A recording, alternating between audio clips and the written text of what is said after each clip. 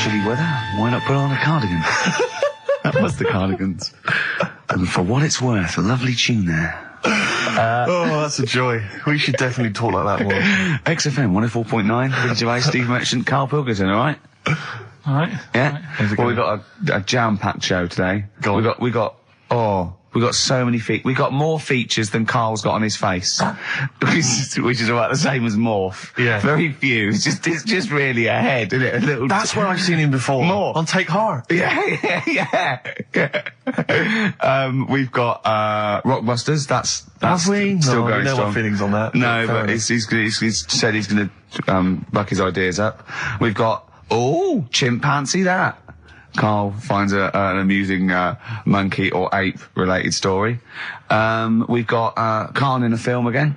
Right, excellent. Yeah, I've had a lot of great response from that, Carl, on the internet. It was my favourite thing we've done. People raving about that. So can we say what the film is this week? Excuse my French, we've got some bloody great music. Oh, pardonnez-moi. Wow, I don't know. I can't speak French. Shall we try and start? Well, I'll just give you a taste. We got Oasis, Cardigans, you just heard there. We got Lloyd Carl. We got a bit of Pretenders coming up. Eminem, Feeder, Coldplay, all the greats. Can I play you some TJ's fan club later? Yeah.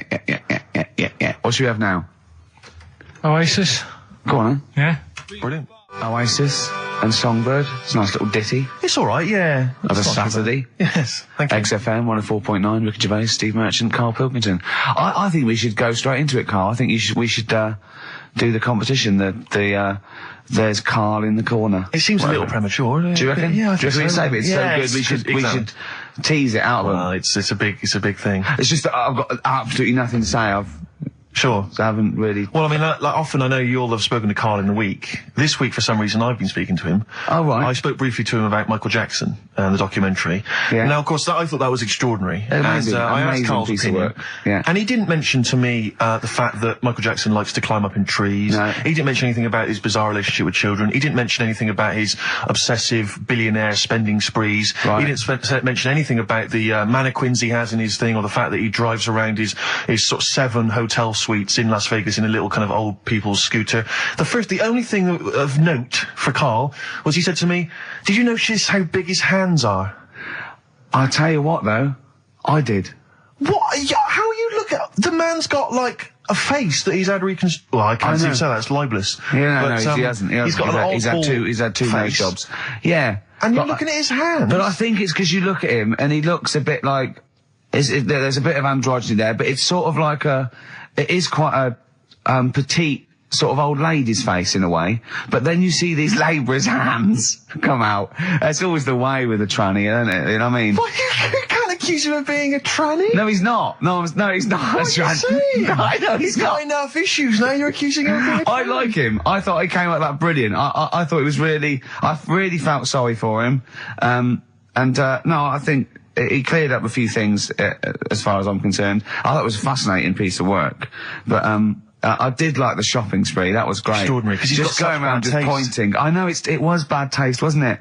It was like one of those bizarre shops. You know what I mean? There's anything sort of a gift shop, but they're trying to make it look like Ming. But And it's sprayed gold. If he'd been living in a trailer park, he'd have been ordering, one of those porcelain dolls dressed like a Harley Davidson I know, bike yeah. rider, or an Elvis commemorative plate. It was the kind of billionaire equivalent of that. But the hands were a giveaway. It's the same as those sort of What do you mean the hands transvestites. were Well, giveaway? it's like you get What was it about his hands? I didn't Well, even see you know his when you hands. get like a cab driver or something, right? And he decides to turn transvestite about 60, and he goes on Kilroy. Do you know what I mean? That way, he got a twin set of pearls, and he goes, "I've never felt so comfortable." But his hands are still big. He's got a little wig, and he's got the lipstick on, and he's with his teenage kids who are going, "Kill me." Do you think he's been having surgery on his hands to make them larger? Bigger, yeah. Was that why he was wearing that glove through most of the Exactly, because but I think he wants to be a goalkeeper. Right. And they said, well, you can't, Michael, you've got big hands. It would help him climb the trees. It's right, yeah. And he can play tennis now without a racket.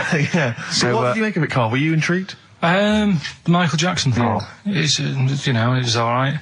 But, like, that got a load of attention in the press. But the Trisha programme got nothing. Okay. Which, I know, Steve called me up in the week, right? Like 10 o'clock in the morning, I was at work. And he goes, I think so at 10 o'clock. I think Preparing this show. most people go to work about 8, 9. Are you watching Trisha and that? I said, no, what is it? He goes, oh, you'll be loving it, right? Freaks, was it, Help Me, My Mum's a Freak? Siamese twins. Right, so I couldn't watch it, but he said, it might be on again, because they repeat stuff on ITV2. Right. So I had my dinner late, right, instead of having it at like 1 o'clock like I normally do, Yeah. I had it at like 2:30, Yeah. sat in the office, put the telly on, ITV2, these Siamese twins. Did it blow your mind? It was amazing. You know, we talk about a lot of things on the show quite a lot. The Airy Kids crop up a lot. I was waiting. It's been 10 minutes and you haven't mentioned the Airy Kid. Right, and last week we were talking about Siamese twins, weren't we? So it was weird that this programme was on, but it was amazing. I mean, what I did think you you can't refer to them as Siamese twins. I think they're known as conjoined twins. Why? I think Siamese is maybe considered derogatory or as an old antiquated phrase. Yeah, I think it's because the first famous ones were actually from Siam. Right. And that doesn't exist anymore. No, it's conjoined, Carl. Yeah. Get the phrase right. But you think that if that's happened to you, that wouldn't be that sort of offensive. The names that you must get called. Right. You think that's least of your Siamese worries? twins, I'd say, well, that's, yeah. Now, were you stunned by where they were connected? Just live with it, we'd say. Right. Because they were connected, of course, at the forehead. Oh, Sort of, which was quite extraordinary. God. What if one had bad breath? That wasn't a question that Trisha asked. Annoyingly, because I know that much of the audience was thinking that. There's a few things that didn't crop up. What questions would you have asked of them? Because what things did you feel weren't mentioned?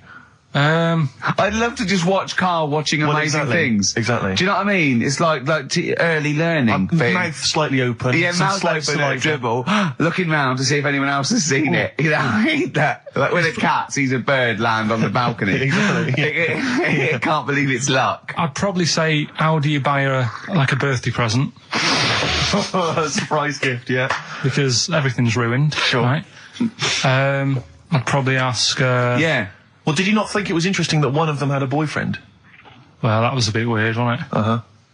But what was the other thing that I was thinking when I was watching it? I was thinking if one got into crime and that was sent to prison... Right. What would happen? How would you handle that? It's brilliant. It is brilliant. If a chimp could talk. And what was the other one? The other thing was, what did he talk about? Because it's not as if you can say, oh, guess what I did today? Do you know what I mean? Yeah.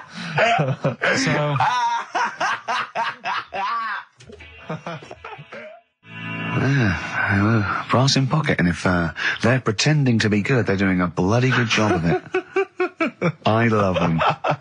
That's Ricky Gervais on XFM 104.9 with me, Steve Merchant and Karl Pilkington. Karl is still buzzing about these conjoined twins. It's just... One of them, of course, had to be... Because one of them was sort of shorter than the other and had to be sort of wheeled around on a kind of trolley thing by the other. This isn't Molly and Dolly, is it? No, they're not called... One's called Reba. Oh. I forget what the other one's called. Sheena, maybe, or something like that. Do you remember, Carl? No, I wasn't that impressed with the names. It's just... Yeah. So you immediately put them out of your mind. Those are rubbish names. Forget, Carl, forget. They're gone. Were they British or American? Yeah, American. Oh, because I've seen some American ones on Jerry Bizarrely, Springer. one of them was apparently a country music star. This is Molly and Dolly. Well, they're not called The Molly one that and joined Dolly. at the Oi. The one that joined But they're not. I think you've made up the Molly and Dolly. No, it was on Jerry Springer. There's a little one that sits on a seat, and the other one carries it round, her around. They're not called Molly and Dolly. There was something like that. They're called. Well, we know that one of them's called Reba, and I forget. And one was a country and western singer or something. Yeah, and but she was saying, I've just made a movie.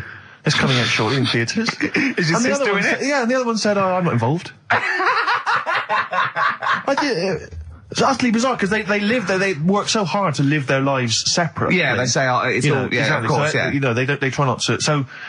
So she's talking about her music career, and the other one's sort of not taking any kind of credit for it, which is nice, I It's suppose. weird though, because when she was singing as well, the other one just stands there. She doesn't join in. She doesn't sort of dance. Offer backing vocals. Do you know what I mean? Make a group out of it. Yeah. A duo. Yeah, well, but it seems like we're sort of being horrible, but we're not. No, we're not. I mean, it's a Well, really no, bad we're thing, laughing at Carl's amazement at this phenomenon. Sorry, I just got to say we're not. You know, taking the mickey. The really weird thing about all this, right? And it's annoying because you were saying about, what should have Trisha have asked and all that. Yeah. But one of them mentioned that one of them was adopted and the other one wasn't. Don't talk rubbish. No, seriously. I didn't understand it, right? Of course you didn't. And then Trisha sort of said, well, let's have a chat. And they were like, no, I don't want to go into that. What do you mean one was adopted? That's what he said. One of them. Don't quiz me on it, but that's what was said. Hello there. Hello there. I'm a multi-millionaire. And I've just seen your orphanage. I'd love to adopt one of your children. You'd like to adopt one? I'd love to adopt a children because I've got loads from around the world, so I'd love to adopt one. I'd give you $10,000 towards your. We're speeding through then. Yeah. Okay. We've actually got 2 left. I only need one. I'm only interested in one. Yeah, I don't need any more. Don't need any more. They're sisters. I know it would be tragedy to break them up, but I really only need one. Now break it up. There's the rub. You see. Sure. You just need the one. It's $10,000 now. You can have that. I'll sign it now. But I don't want to discuss it further. I'll bring you around. Brilliant. Okay. Ding dong. Hi. Yeah. Brilliant. You brought my kid round. Yeah. There she is. There. That's a joy. Yeah. Okay. Just standing next to a bush. Yeah. Do you want to? Can you bring her out? No. There's nothing behind the bush. So you just want. I just want to be able to walk 360 degrees round her. Do you want her or not? Yes. I can't believe it. What's that little trolley? She's talented. Oh, dear. You're talking nonsense, Carl. Well, whatever. Feeder. That's it, just the way I'm feeling. XFM, 104.9, Ricky Gervais, Steve Merchant, Karl Pilkington. It's time for the newest quiz in town. This is where Karl inserts himself into a seminal film. Last week, it was the little kid in Sixth Sense. You remember? To great acclaim. The critics loved it. They said a triumph. This week, he's fiddled with The Graduate. This is the scene where, of course, he goes upstairs to the hotel room, and it's on the cards. She's a dead cert, Mrs. Robinson. Well, here we go then. So, are you ready for it? I've brought some condoms from home that Suzanne got for Christmas. Benjamin. What? Will you bring me a hanger? A what? A hanger.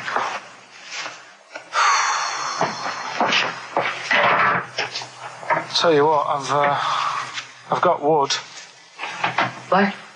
Just saying, I've got wood. I've got metal ones as well. What sort do you want? Either one would be fine. All right. There you go.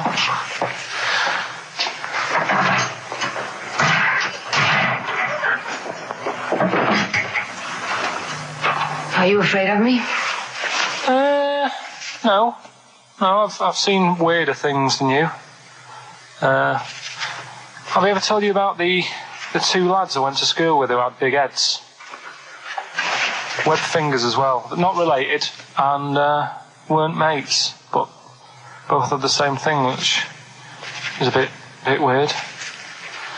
I've never found out what was wrong with them. Can I ask you a personal question? As long as it's not about my head being round, because Ricky's always going on about that. He's saying I've got a round head. Well, you can admit that, can't you? No, it's. I'd say it's a normal sort of shape. It's just round. It is, isn't it? Yeah, but what do you mean? So is yours. Heads should be round. It's nothing to be ashamed of. I'm not ashamed. It's just a normal shape. Mm-hmm. And you can talk. Look at your saggy arse. Anyway, get your knickers off. Hello, darkness, my old friend. Oh, that was a joy. Oh, dear. Oh. It was an absolute treat. Now, I should say that obviously the prize is a copy of The Graduate. Now, bear in mind that XFM is giving away these prizes. Yeah. Carl is so cheap that he wouldn't even buy it on DVD. He's bought it for $6.99 on VHS. It'll be panned and scanned. It won't be widescreen. There's none of the extra features that you get on the DVD. Look at Carl's face. He's gutted. Carl, did you pocket the rest of the cash? No. I have to use my own money to buy these. Right? What, you're using your own money to give this stuff away? Yeah. So I had to go and buy that. XFM is so cheap, I understand. Right? I know. And it's not worth having it on DVD, is it? Why not? It's an old film, so... So the quality is do you know what I mean? They can't really tidy it up. Of course they can. They do it from a print. They don't do it from the video. They don't get the video and go, let's make it into a DVD. An old Betamax copy that someone had knocking about. Well, anyway, it's the same film, though, isn't it? Fine, okay, well, you're right, yeah. But anyway, you can win $6.99's worth of The Graduate. The question, and it's email only, Steve, it's not Steve, it's Ricky ricky.gervais@xfm.co.uk. The question is, name the actor that Karl was taking the place of in the film, and of course the actress that he's performing opposite. ricky.gervais@xfm.co.uk. Lovely. Do you want to play something from there? I would love to. It would seem appropriate. Yeah. Dear Mr. Simon and Mr. Garfunkel, please, let's not have the sound of silence. Let's have some more beautiful music. Get that together, please, quickly. That's XFM. I think you should do every single link on it. It's the best bit of the show. That's on XFM 104.9. Are we Well, going to have time to play the clip again before, I don't know, before 2 o'clock, let's say? Are people not listening to the question? Is that what you're... Some people are not listening to the question. Oh, dear. Okay, we'll play it again at about 2 then. And personally, any excuse to hear it again, because I thought it was I think Karl should go out and get the DVD. I think it's embarrassing to give away the Yeah, the you have to get it. You have to go out and buy the DVD later. Karl, on the DVD, it's got a booklet, it's got an audio commentary, it's got behind-the-scenes features, and it's got this pristine widescreen version of the film. You've got some cheap $6.99 version. Yeah, and on so VHS. because you were being mean, because it was your own money, you're gonna have to waste that now because no one wants it. So it's gonna cost you twice as much as it would have done if you just got the DVD the first time round. A valuable lesson learned. Yeah. I've rewound it. There's a penalty if you've not. No, you haven't rewound it. Go and get the DVD later. Were they going to win the DVD? No, I looked at the DVD and it was 18 quid. I'm Go not and paying get 18 it quid for and it. claim it back. No, you've got to wait. What a ages. cheap station this is. It's outrageous. I mean, Well, do you want to go on with the other prizes with what we're giving away later? What is this for Rockbusters? Well, we don't give away prizes, we throw away prizes. Yeah, it's cleaning out Yeah. some drawers at XFM. Go on. I'm just having a quick look through before I... because we've sort of revamped Rockbusters a bit. There's that extra bit in it now, isn't there? That audio bit. You're selling it, your big sell. Oh, we're There's not a going DVD straight there. into that yet, then. There's a No, DVD. no. There's a DVD there. What's that? I'll go through them later, Rick. I just need to absorb it. Don't get excited, mate. So, who did Karl play in the clip? What actor's place did he take, and what actress played opposite him? That's Ricky.Gervais. At xfm.co.uk. Sure. Brilliant. Yeah. Is that it then? What have we got coming up? We've got some... Play a bit of Coldplay. Let's have bit it. of Coldplay, be right? Coldplay. Yellow on XFM 104.9. Get it on DVD. It's an embarrassment. £7 worth of old video, pan and scanned. Oh boy, now that's what they're getting. Right. He's put a downer on it. All the work, that went into that, and then just gonna fob them off with a bit of old celluloid like that. Well, listen, still to come, right? We've got the monkeys thing. Oh, chimpanzee that. And when I was out last Sunday, right, at Johnny's birthday party, Yeah. Steve was there. Yeah. Got talking about stuff. And a debate that we didn't really finish cropped up. It blew your mind, didn't it? Amazing. Oh, I know about this. Steve told me. This is the infinite amount of monkeys. Or a monkey with a typewriter and an infinite amount of time would eventually come up with the works of Shakespeare. Yeah. There was no debate. It's a philosophical, mathematical problem.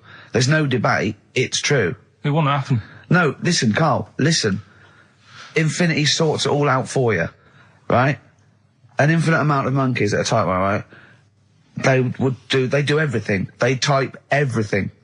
Infinity just sorts it all out for you. There's no getting to it and they're going, oh, well, let's have a look what they've done. This one's come close. Did Romeo and Juliet. It would do it all. It would type everything ever possible, conceivable. Yeah, but... It's a mathematical... Well, infinity we've heard sort- your side of the argument, Rick. And I'll be honest with you, it's a persuasive one. But let's hear Karl, because he heard about this in a pub last week. Yeah, so what's your he's got some problem? strong What's your ideas problem with himself. it? What's your problem with it? Well, first of all, right, you're saying it's a load of monkeys. It's not just one monkey that Depends. can live forever. No, wait. It's either a chimpanzee with a typewriter with an infinite amount of time. He would eventually, by definition, mathematically, type everything ever possible. Okay, or it's an infinite amount of chimps with typewriters, and one of them will type it first time. But already that's not right. You either need to have What do one you mean? monkey. What? You mean Let's hear his employment point. laws? He What do you mean can't- it's not right? Let's hear him out, please. If it's one monkey Yeah. with a typewriter that's got loads of ink in it and that, right? At least it knows what it's done in the past. It's not... Keep going. Crime. If you've got a load of monkeys, it's like if you have too many. What's that saying about too many chefs? Too many spoil- chimps spoil the soup. Right, well, it's the same thing. It's like, well, I didn't tell you to put salt in it. I was going to put salt in it, and it messes it up. Whereas if it's just one, they know what's gone on. So what I'm saying is... honestly, just leave him go. I can't be bothered, I want to hear, I want to hear the rest. This blows my mind. He doesn't know what this does to me. It's a mathematical problem. I want to hear the rest. Well, it's just, I just don't think it will happen. What do you mean you don't think it'll happen? Infinity works it out for you, by definition. Well, what's stopping them typing the same thing again? They would. In fact, the problem should be, if you had an infinite amount of time, that it would type, it works for Shakespeare an infinite amount of times, and everything else an infinite amount of times. But, you know, that's not as... But not Shakespeare. Oh! Shut up! You idiot! Rick, do you know what he said to me? I said to him, I explained it to him, I said, God. You've got an infinite number of monkeys, infinite number of typewriters, they will type the complete works of Shakespeare. He said, have they read Shakespeare? You're an idiot! Play a record, said, no, I'm not having this they're not conversation. doing it from I'm not memory. having it, because it really, really winds me up. But you're saying they'll do it with no spelling errors. Well, they do it an infinite amount of times. And they do it wrong an infinite amount of times. And they spell, the last full stop, wrong an infinite amount of times. And they get one thing wrong in Hamlet wrong an infinite amount of times. They do everything an infinite amount of times. But are they going off a story that they've... Play a record, Carl, because I'm gonna knock you out! I'm just saying... Shut up! Do they know the story? They're monkeys! Oh, Christ. No, Right, okay. Lloyd Cole, she's a girl and I'm a man. Good that, innit? On XFM, 104.9, Ricky Gervais, Steve Merchant, Karl Pilkington. As ever, Rick, there's always someone who steps in to defend Carl. Okay, what is the defence? What is the defence? Here's an email from Scott Coomer. He says, Carl is actually right. I've got an A-level in statistics and probability. It doesn't matter how long they have and how many monkeys you have. You cannot guarantee they would type the complete works of Shakespeare. Infinity makes it probable they would get it right, but not definite. Yeah. Well, yeah. Yeah. That's what I was saying. No, you weren't saying, Carl. You don't understand it. Infinity sort of sorts it out. But if they do anything, they nearly do everything, won't they? No, I mean, they'll give it a good shot. No, that's not the point. But the I'd point be is surprised if they did one page right. Right, listen. It's not to do with consciousness. It's not to do with them aiming. They are just bashing away at the keyboard. It's like they're used to show that there isn't consciousness. They chose the chimpanzee because it can type, presumably, hit the keyboard. It's because they hadn't come across you at the time. Yeah. It's to take out thought out of it. It's to take out reason and trying, right? It's just random. They're saying that if you typed enough things, if the computer was left typing everything, if you left it for an infinite amount of time, and they chose Shakespeare because there is meaning behind it, and it's difficult to get it exactly right, to show you that Infinity would come up with it's not just Shakespeare, it's every novel. It's everything. Fairly eloquent there from Gervais. A quick riposte, please, from Karl Pilkington. No, I'm just saying, what I don't understand, if it hasn't read it, then how does it know where it's going? Listen, right, listen, right, Can I just explain to people, right? Some people have said, why are you cruel to Carl? He drives me mental with things like that. What do you mean, let me just take a breather. How do I do your editing? He keeps coming in the week. You know that I work here properly, in the week, don't I? Yeah, I've got a proper job, should be 9 to 5, but I normally get in at about 8 o'clock and work. A lot of people getting 8 o'clock. Working hard, trying to do my job. 3 times this week, I've been rushing around. I walked past my little studio. He's sat in there, alright? Now, because I've got this sort of job, I can get away with it. I said to him, if I was a doctor, would he keep coming to me practice? If you were a doctor, there'd be severe problems with the NHS. Imagine that. The standards would have lowered so much if you can arrive at the hospital, you're a doctor. Pop in, I'll go to lunch, don't we? We have a little lunch break, don't we? I go, come on, let's go now. He goes, I'm busy. I go, come on, let's go now. He's going, you're doing me head in. Well, when I was talking about the monkey conundrum with Carl, he said to me, right, if I had a day off work, and I was, say, watching the TV, and with one hand I was typing a typewriter, would I type Shakespeare? I mean... Yeah, but you see, there's certain things. We were talking a little bit about this stuff the other week, weren't we, when we said, you were going on about Einstein, and I said he's not that good. E equals MC squared. It sounds good, but I've never used it and that. Right? I've never used it! You haven't used 2 and 2 equals 4, Carl! The fella with an apple fell on his head. it could have been anyone sat under that tree. Do you know what I mean? It's just annoying. Lucky. And It just happened to be a genius. Newton gets all the credit do you know for what his I mean? laws of the universe. Well, other people were working whilst he was having a lunch break under the tree. Okay. So in a way, it's like he didn't deserve to have that success story. Again, forget the apple and the tree and whether he was sitting down having a lunch break. It's totally irrelevant. Yeah, but what I'm saying is there's certain things that will just happen. You know, it's like, I think we were talking, when we were out eating the other week, we were talking about Noel Gallagher. Well, this is reason the monkey discussion came up, right? Noel Gallagher. I don't know what to say. I don't know what to say. Rick, I don't want to misquote Noel. I'm gonna be like Herbert Lom in Clouseau. I'm gonna get a twitch whenever he opens his mouth. I don't know where to start with some of his statements. Well, as I say, this discussion began because we were talking about a quote that Noel Gallagher supposedly gave. Now, I don't want to misquote Gallagher, but the gist of it was that he said, had I written Wonderwall or whatever, instead of the Beatles writing Strawberry Fields or whatever, I'd be the one that was considered the great songwriter and it wouldn't be the Beatles. You know, it's just the fact that they came first that meant that they get all the credit as being the greatest band. I in the don't know where world. to start with that statement either. I mean, that's Gallagher's thing, and he's, you know, well, whatever. We know what we think of that. What was your point, Carl? You agreed with him, didn't you? Yeah, I reckon, right? Do you know we've talked about putting a baby in a room before and it'll know what colour it is and stuff? If you got a room that's painted red, right? But forget that, because that's going to confuse it. Hear him out. Listen to me. Say if they did some new TV show, right? Like, what's that film with Jim Carrey in where The Truman Show. The Truman Show, right? So they make up a little room and some woman has some kids and you say, right, let's put the kids in this room, and they don't know what's going on outside. They don't know anything about, like, EastEnders and that. It's like their little world, right? They don't know anything that's gone on. How could a child survive without EastEnders? Right, listen. So you sat in the room, right? And then when they're all asleep, right, Wait for this bit. someone Have you heard this? Yeah, bit? wait for this bit. They're all in a room. Yeah. They're asleep. Yeah. someone pops in, puts a guitar next to the bed, right? Nips off out again. They wake up in the morning, and one of them goes, "What's this?" They don't even know it's a guitar because they've never seen one, right? They're talking English though. Yeah, We just left guitar out of the vocabulary. right. So There's plenty more to come. one of them will pick it up, and they'll go, "I don't know what it is," and they'll start strumming. They'll go, "That sounds good, doesn't it?" Give them a few weeks, they could come up with Hey Jude. Whereas, typing Shakespeare, a monkey that can't even spell, I see that. Listen, I'll call you can't answer it. Can't I answer might it. come with you, Rick, if that's all right. Okay, we've got to sort of that Christmas special as well. Yeah, no, sure. Alright, I'll see you later. I'm shooting off then as well. Cheers, Carl. Flaming Lips.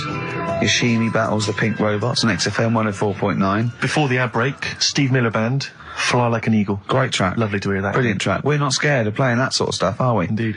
We've got some great... I think we're underestimated here. People think we're just like, two guys and a buffoon in a room. But we're so much more than that. We try and put together a whole package for them, don't we? For their Saturday afternoon listening pleasure. If there was an infinite number of us three in an infinite number of studios, broadcasting for an infinite number of shows, would we ever do anything half decent? Yeah, we eventually... Would we ultimately come up with something quite good? What was that email that you were laughing at? I can't, it's too rude. What does it say? It's too nasty. Oh, God, give me the gist of it. The gist of it was that it would mean that if there was that infinite number of monkeys, eventually, besides the fact that they would type the complete works of Shakespeare, they would also type the sentence, Karl Pilkington is a genius. But the email also said it would also type, Ricky Gervais is I can't say the word, but... I know. Yeah. But a number of times they type it and write, Karl Pilkington is a genius and Ricky Gervais is a cund. Exactly. Yeah, that would be there a lot. Yeah. Before we carry on with anything, I should just tell you, we're on the subject of emails. There's one emailer we're always looking forward to hearing from. Dickers! Richie Anderson! Dicky Docky Doo! Richard Anderson, thanks for emailing. He's my biggest fan. He's now. one of the biggest fans. He absolutely loves me. But not afraid to offer some constructive criticism. Go on, That's the what's he great said? thing about Dickie. And from Anders this week, he says, Ricky, I'm lazy, I talk nonsense, I'm badly organised, and I believe in ghosts. Can I have a job working on your show?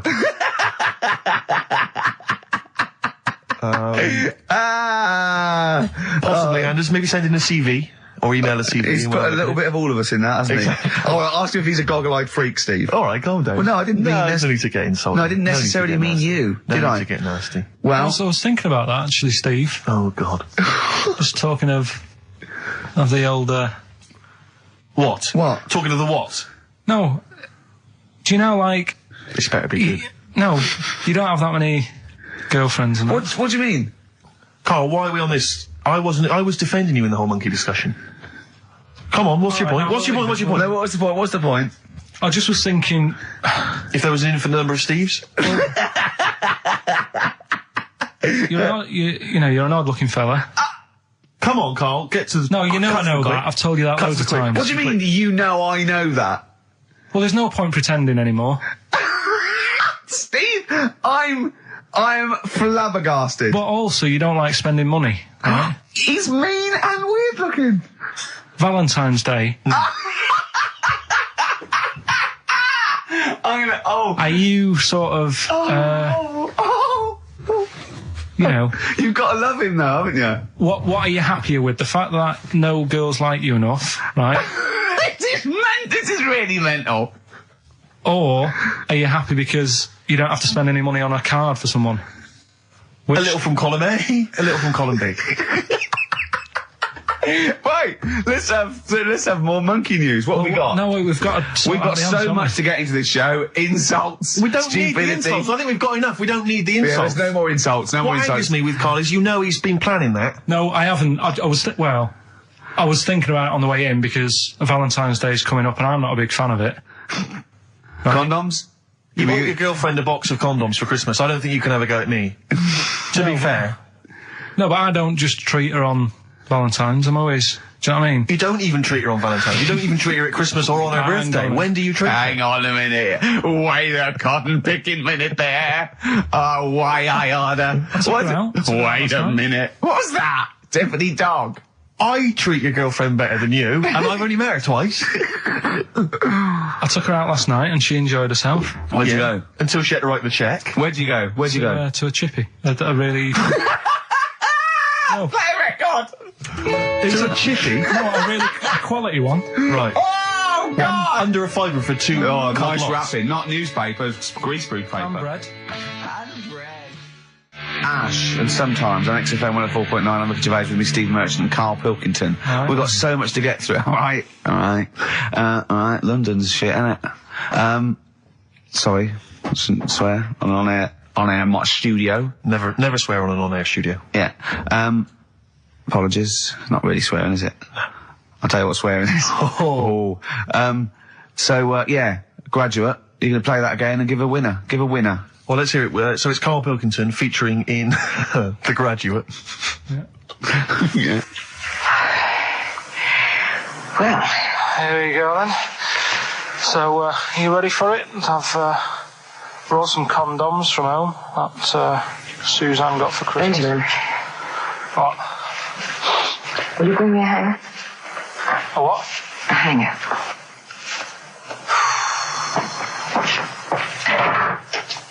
Tell you what, I've got wood. What? Just saying, I've got wood. I've got metal ones as well. What sort do you want?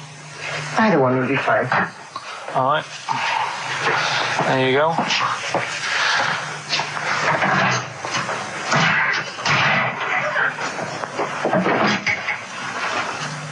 Are you afraid of me? No. No, I've seen weirder things than you. Have I ever told you about the two lads I went to school with who had big heads? Webbed fingers as well. But not related, and weren't mates, but both had the same thing, which was a bit weird. I'd never found out what was wrong with them. Can I ask you a personal question? As long as it's not about my head being round, because Ricky's always going on about that. He's saying I've got a round head. Well, you can admit that, can't you? No, I'd say it's a normal sort of shape. It's just round. It is, isn't it? Yeah, but what do you mean? So is yours. Heads should be It's round. nothing to be ashamed of. I'm not ashamed. It's just a normal shape. Mm-hmm. And you can talk. Look at your saggy arse. Anyway, get your knickers off. Hello, darkness, my old friend. Oh, dear. A classic, an Oscar-winning classic. Oh, Karl Pilkington in The Graduate. But what was the question, Steve? The question was, which actor was Karl Pilkington taking the role of? Well, that's easy. Which Everyone knows actress that. was he performing opposite? I know that. And the answer's Ricky? Hoffman. And, Bancroft. Anne Bancroft, Dustin Hoffman, and the $6.99 VHS cassette is going to Laura Gomez because she says that she'd be happy with the VHS, not the DVD. So, best of luck to her. I hope she enjoys that. All right. Yeah? What we do next week? I've got loads of, I quite like hearing Karl in a sort of seductive environment. It gives you another insight into him. It gives you another dimension. I know. E.T. it is then. Exhibit X. and the track X. Have you seen 8 Mile, Rick? I really enjoyed it. You'll notice Exhibit makes a little cameo in there. Yeah, and that last bit, that wrap off at the end, it was lovely. It was just like Rocky or something. Shall we have a wrap off maybe next week? Yeah, The three yeah. of us. Yeah. Let's try and master the art of talking civilly to each other first before we start making it rhyme. Oh, Rockbusters, Karl? Yeah. I'm not a champion of Rockbusters, as you know, but I think it's overstayed its welcome. But I'm willing to go Well, I along think with Carl's just giving the fans what they want here. it. Okay. It's a popular thing, isn't it? Got some good prizes. The press are behind it. Let me tell you what the prizes are. It's a dance music compilation, Cream Trance Anthems 2003. I've been playing a lot of trance on the station. I put that on quite a lot and danced to it myself.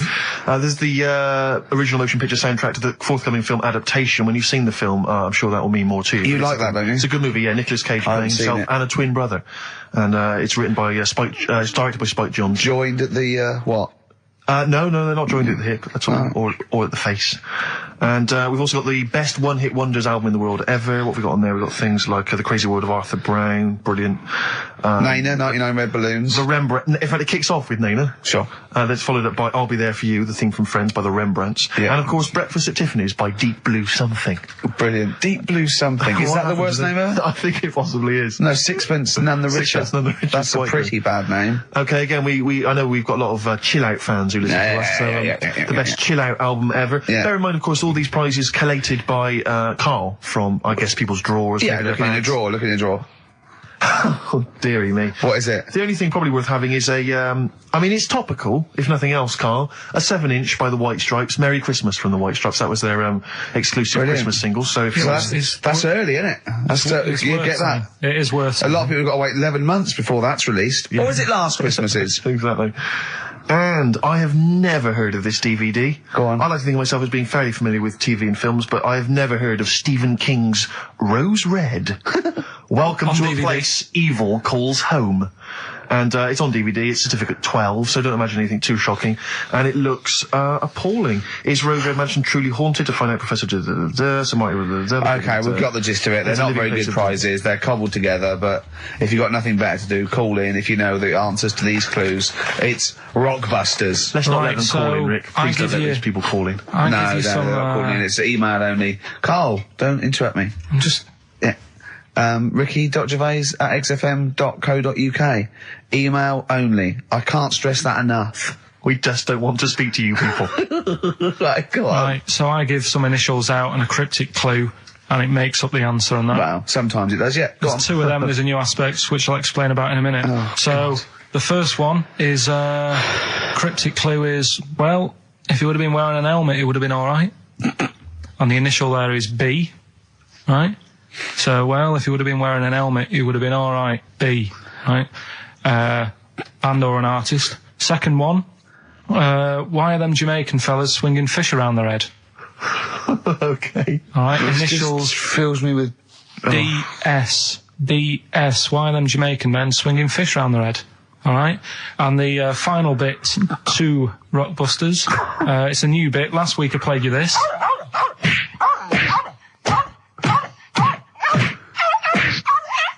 His face goes along with it. That's someone beating up a dog. That was Smack My Bitch Up, right? So here's some sound effects and that, and they make up a song. I can listen to him talk Hang on, all day. let's have a listen to the effects.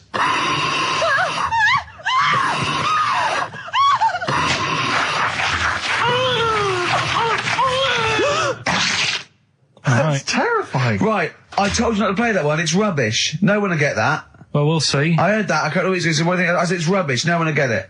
No, it's not the one you think it is. Ah. Right, so email in ricky.gervais@xfm.co.uk and you can win that stuff. I'm a little bit confused. I'm here. I've heard what you're saying. We've discussed this in the past. I don't know what's happening. What's that? Is that a clue? That's a cryptic clue. That's screaming to a song, is it? It was screaming. Well, don't say it. It should stand up by itself. Don't give him any clue. Hang on a sec. So this is the name of a song. It's not a band or an artist. Yeah, the sound effect. So the first two are bands or artists, and the last one is the name of a song. I said we should abandon this. I said we should just pack it in. What, the show? Yes. Come on, someone talk. I'm looking at his face. His headphones are too loud. Instead of turning them down, he's just grimacing, going, "These are too loud." I don't understand it. Yeah, how have you lived this long? How did you make it to 30 without getting squashed or eating something deadly poisonous? I told you I used to choke a lot. We've had an email from... placebo, the bitter end. We've had an email from Andrew Forrest, who has just simply entitled it Karl Pilkington. Oh, Karl Pilkington. What do you think of that? That's got to be your new name from now on. I had a mate who used to use it. What, he used to call you that? Yeah. Was that your nickname at school, Pilkington? No, it's not my nickname. It is now. No, it's not. It is now. Pilkington. Pilkington. Oi, Pilkington. Oi, Pilkington. Pilkington, do my homework. Where do you live? Where do you come from? Pilkington? No, there's this lad who called Mark, right, who used to go to school with, who used to call me that. And his mum, right, was like obsessed with cleaning. And I was never allowed in their flat. He makes the place look untidy. So she used to, I don't know if it was just me or all his mates, but I used to turn up and she goes, "Yeah, he is in, but you know what you've got to do?"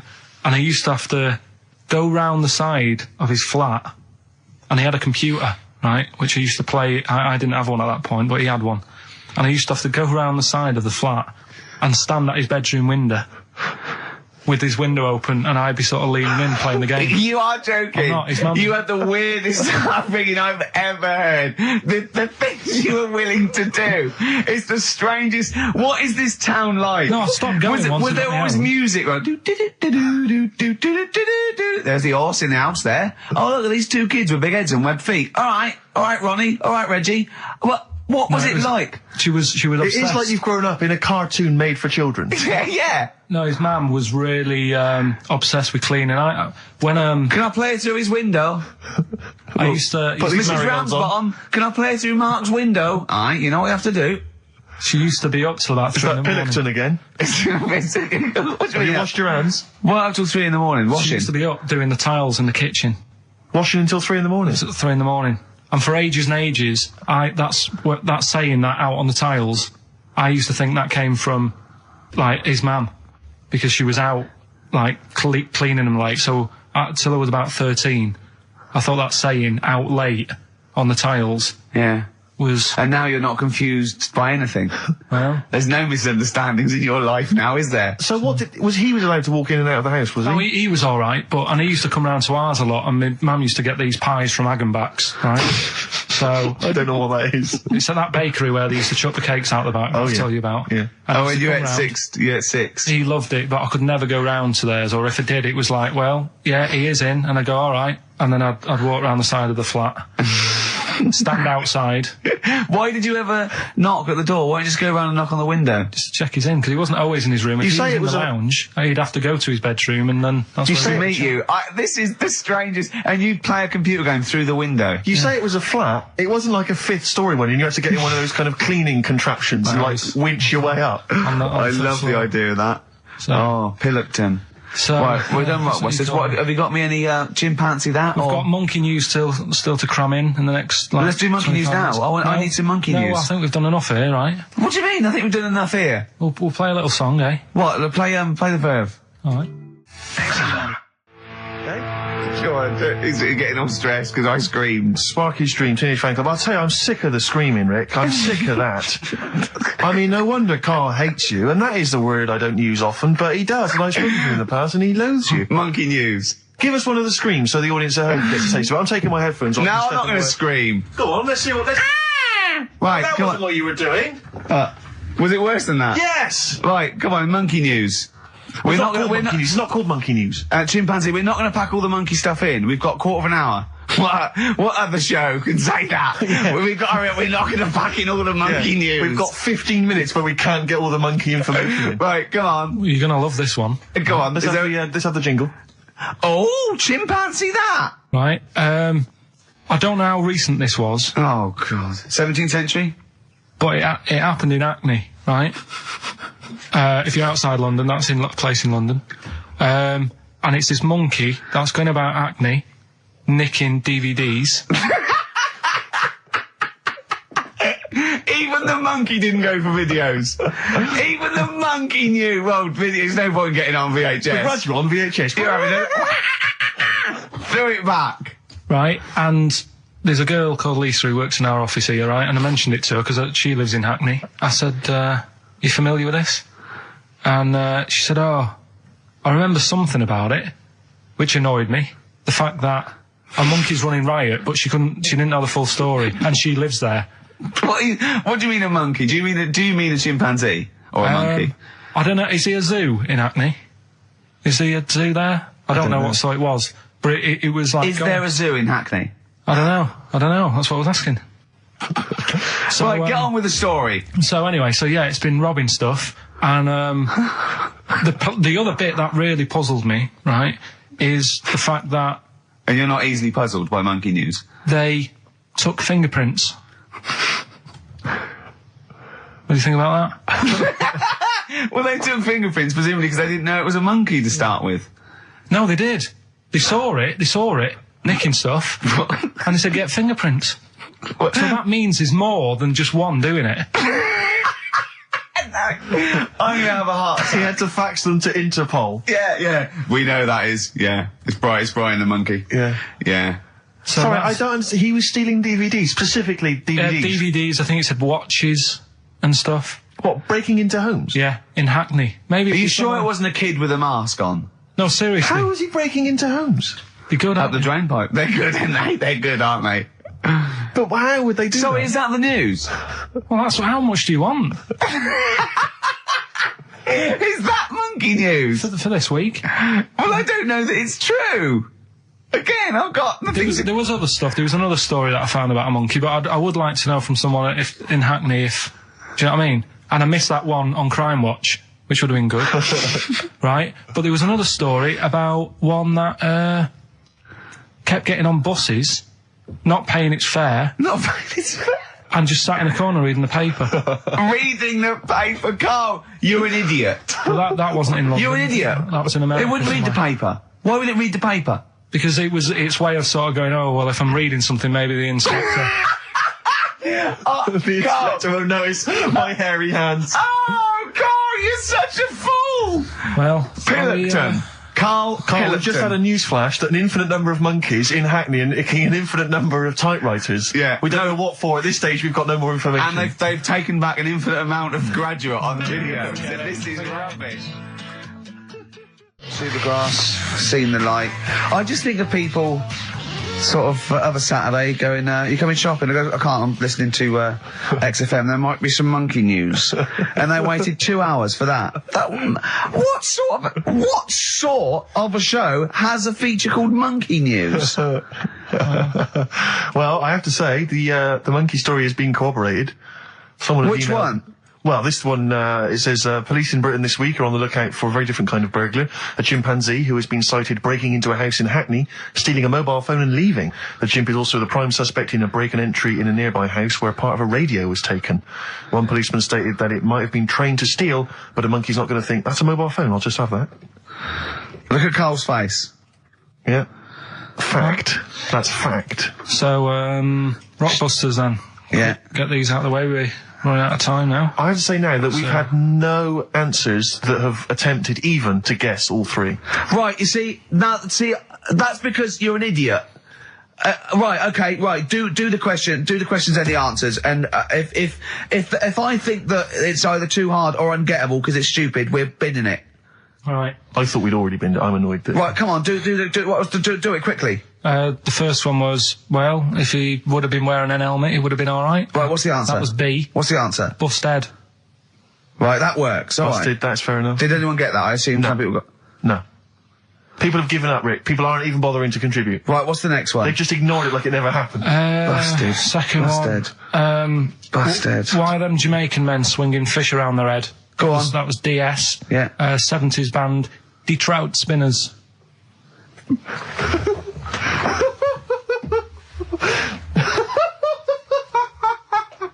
The Detroit Spinners have become the D-Trout Spinners. Yeah. Okay. Brilliant.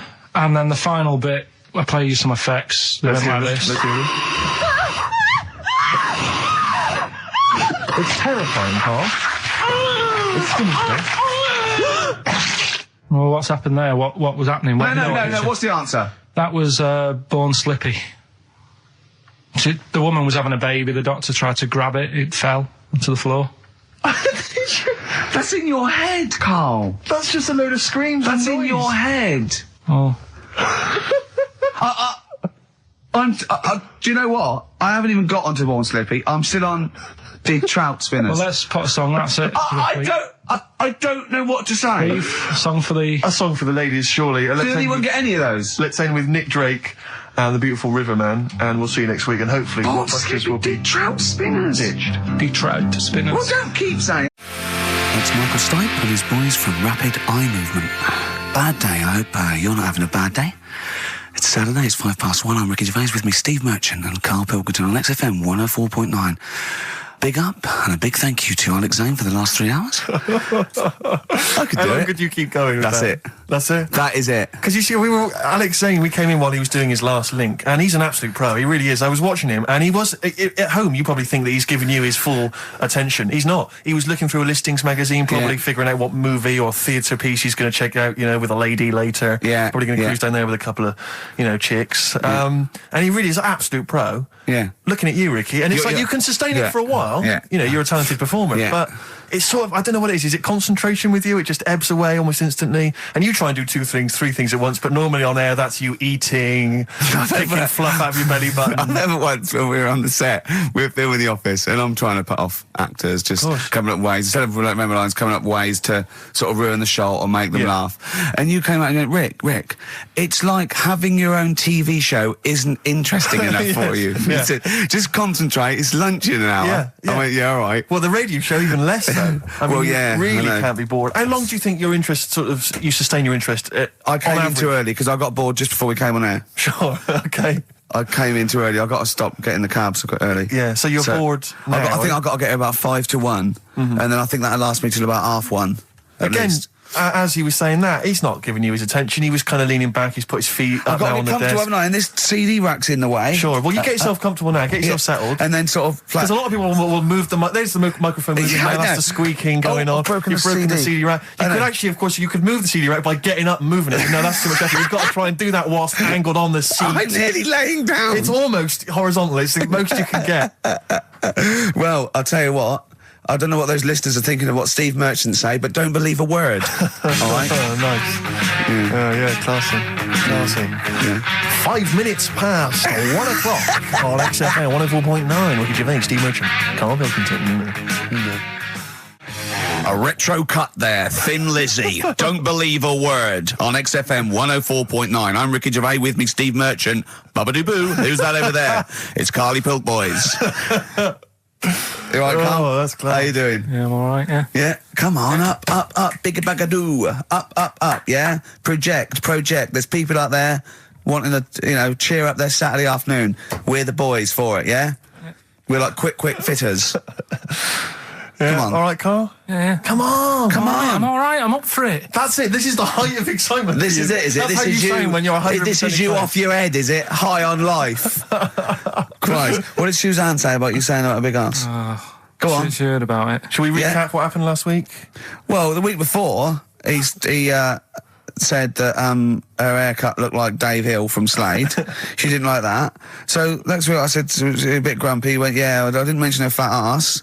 Still thinking that she would never hear about this. Yeah. What happened when you went home? She heard about that off a mate, Yeah. and we sorted it out. Didn't have to buy her anything. I just sort of said, come on, you know what the show's about and that. Stop moaning. Yeah. Right. That was all right until about Thursday, when I was reading about, do you know, like they say there's like two worlds and that, and whatever I'm doing now here, there's another one of me doing the same. Yeah. But... Well, no, he's probably taking some time off. He's probably having a week off. Yeah. But I was just talking about that, and she was saying, nah, that doesn't happen. And I sort of said, well, they definitely won't have a haircut like yours. Right? And that sort of started the argument again. It's almost like you haven't learnt your lesson. Also, it's like you're talking about it again on air almost, in a way, so our mates could hear again. It's very short. Learning curve.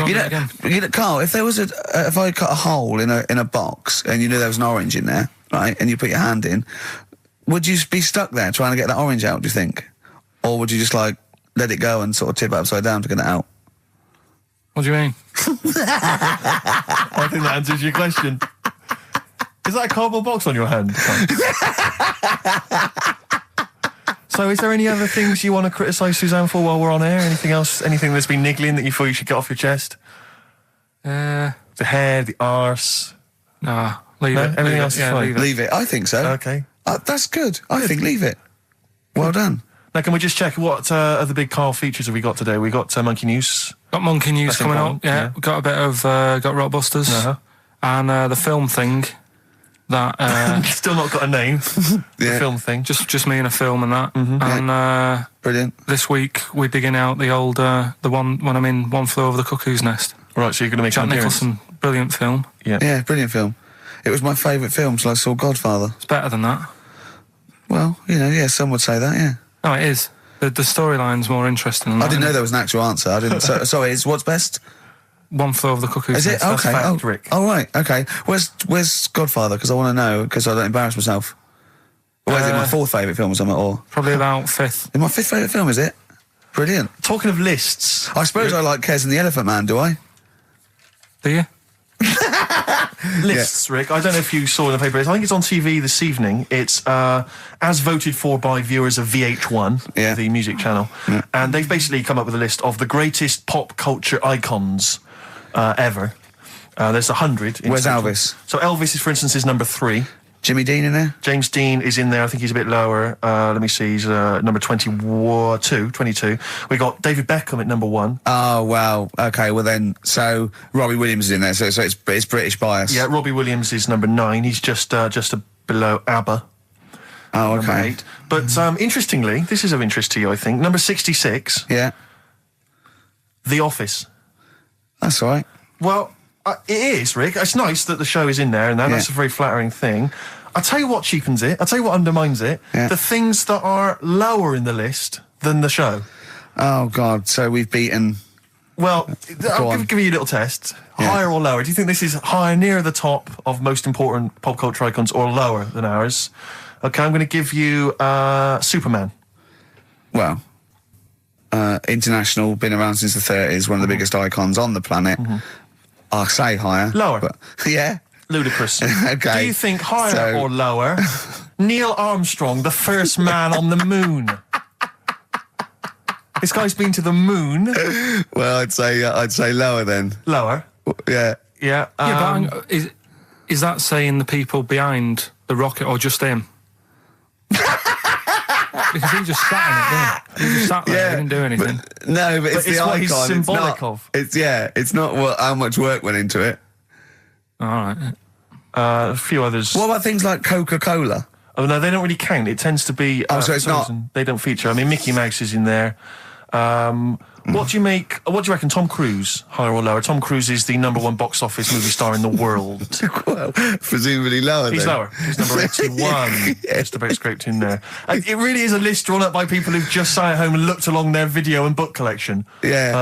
Office, that's good. Well, I think it is a reflection of that, but it's always the same that they you do an HMV poll and it's Pet Sounds, Revolver, Let's Get It On, Robbie Williams' Life Through a Lens, because it's it's the people that vote. It's a reflection of like those massive, you know, what's big at the moment. I was the most powerful man in comedy. Let's not forget. Yes. 1 year ago. Yeah. Wonder where I'll be this year. See, if that had been the laziest man in comedy, you'd have got my vote. Interestingly, though, at number 26, Karl Pilkington. Oh, imagine. All possibilities. Badly Drawn Boy on XFM 104.9. I'm Ricky Gervais with me, Steve Merchant, and little Karl Pilkington. Rick, Susie's emailed. Yeah. She wonders if you could give a massive hello to Hannah and Charlotte and all in the sixth form at Cobthall School. Yeah. She's on to listen. Would you give them a massive hello? shout out. Yeah, no massive. disrespect, man. Where are they from? I don't know, I can't quite pronounce it. Cobthall School? Cobthall Massive. Yeah. They're probably Cobthall known Massive, as. Yeah. So good luck to Suze and Hans and Charles. When did we start doing dedications? I feel we should, because I've always felt this is something that's lacking on the show. Interaction with the audience, you know? Interesting only to the one person whose name is mentioned. Of course. But that's how proper DJs fill up their time. They don't talk about monkeys and, you know, and all that kind of drivel. Oh, do you think monkeys are drivel, Karl? Well, we'll still be doing a bit of monkey news. It doesn't matter how much you have a pop at it. It's coming up in a bit. Yeah. Got some good stuff this week. I know it's been a bit dull last 2 weeks. Well, no, it's not been dull. It's been totally untrue. As ever. Bordering on the impossible. I mean, monkey dating, saying, what tree are we meeting in? You believe that sort of drivel. So, I mean, oh, God. Jonathan Ross told a story about a chimpanzee once. It was about, but it was about how it escaped from the zoo and it jumped on a bus. All right. Okay. Interesting. Funny. I did that one.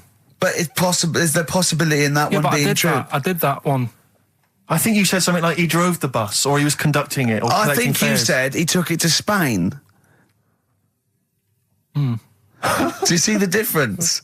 It's that little stretch of credibility that means it's all shite.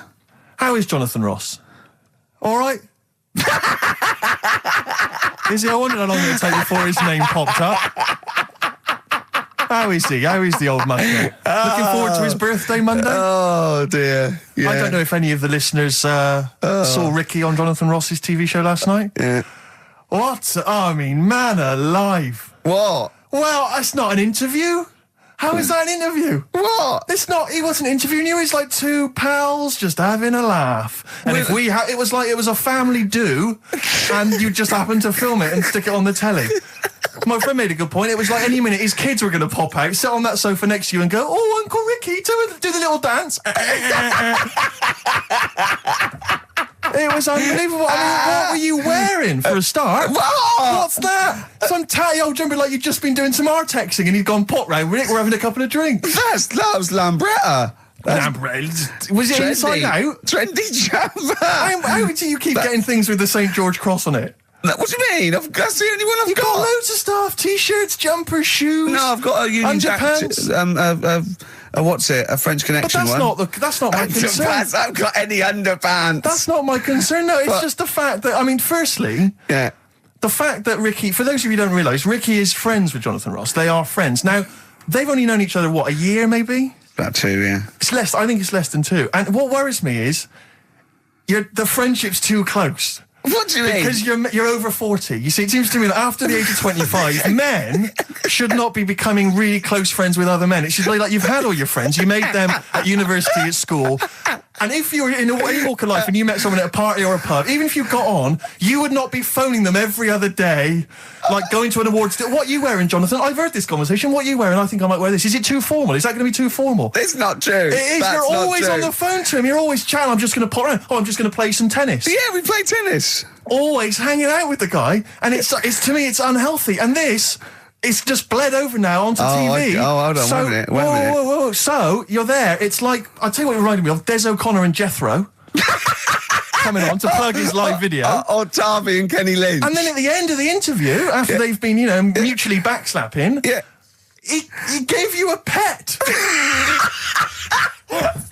Jonathan Ross gave you a cat as a replacement for your cat which died. Now, to me, that's an inappropriate gift. What? It's a lovely gift.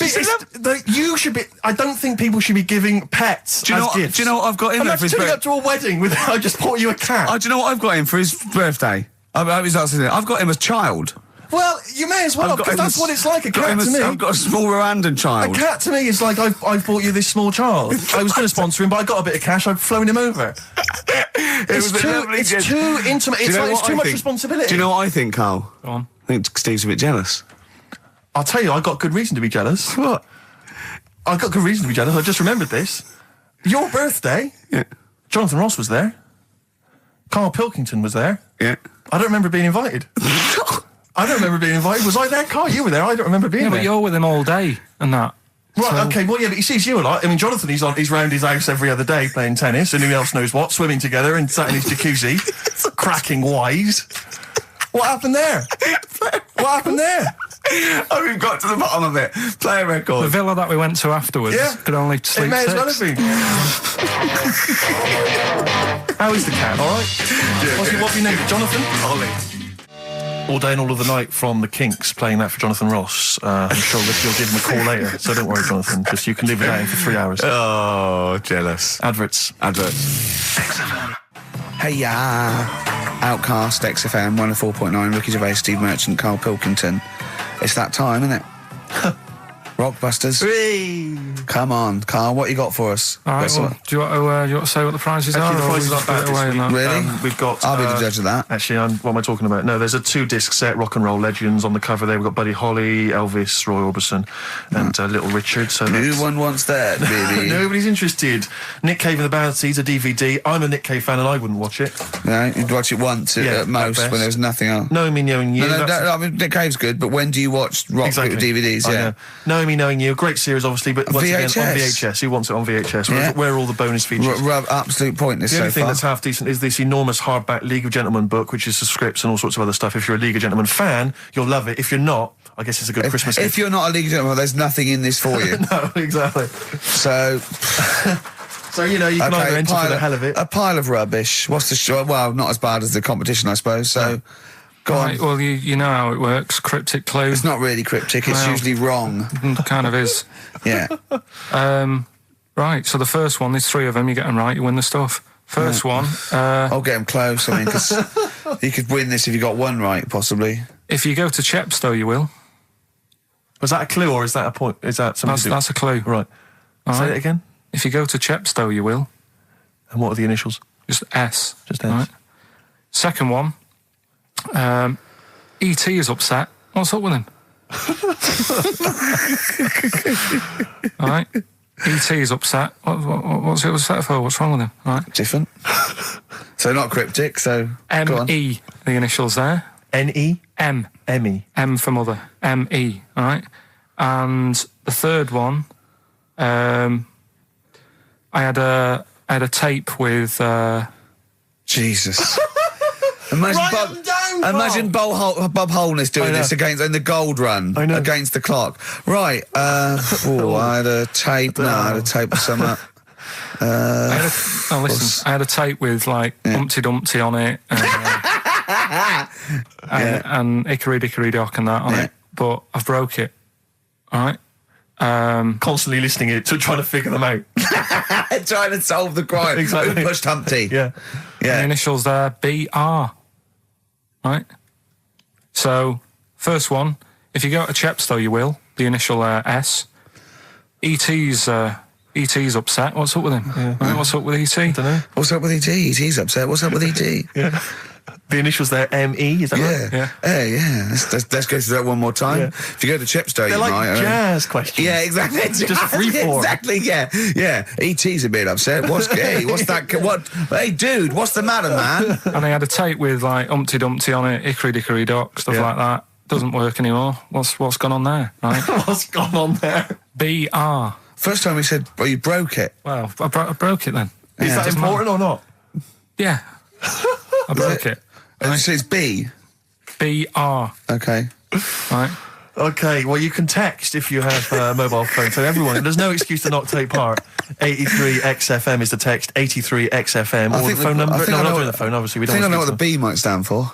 And otherwise it's ricky.gervais@xfm.co.uk. We'd love to hear from you. Oh, it just sucks the lifeblood out of It me, does, doesn't it? just listening to Rockbusters. Something to bring you down even further, although it's a beautiful, beautiful tune. Oh, beautiful. Ryan Adams has got a number of different albums out at the moment. One is called Rock and Roll. It's not great. Don't really bother with that one. Do dig out, though, Love Is Hell Part 1 from Ryan Adams. It's available at different places, and you'll find this on it. Track 5, Wonderwall. His version of Oasis is Absolutely wonderful. beautiful, isn't it? It's a treat. XFM 104.9. Yeah. Ryan Adams from his new album Love Is Hell Part 1. That's his version of Wonderwall. Rick, I know what you normally enjoy, about 20 to 2. Some ads. You love them. XFM. Fortune Faded Red Hot Chili Peppers on XFM 104.9. You, of course, don't ever take the tube anywhere, Rick. No. You haven't done that for years. No. Take cars everywhere, or you walk. No. Or you get a lift from Jonathan.